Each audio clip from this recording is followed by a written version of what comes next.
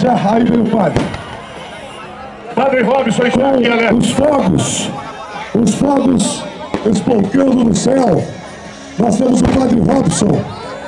Não podia ser diferente, não podia ser melhor esse momento.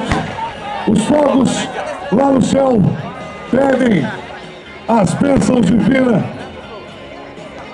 Alex, Ali o padre vem aqui para abençoar e trazer as palavras que com certeza vem do fundo do seu coração, de sua alma, ungida pelo Papai do Céu, pelo nosso Deus Supremo.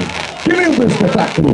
17ª edição do Rally Internacional dos Sertões Mundial 2009.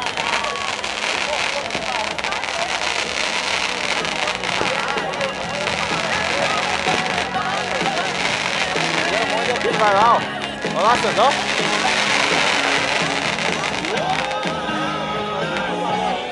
Aí está. Que linda festa, que linda imagem.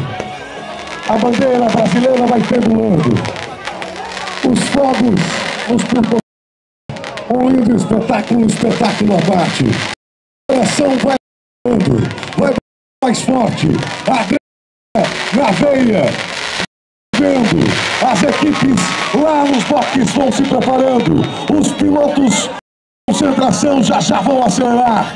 Mas para que nós tenhamos um caminho aberto, pedindo as bênçãos de nosso Senhor Jesus Cristo, do nosso Deus, vou passar agora a palavra ao Padre Robson, que vai abençoar essa nossa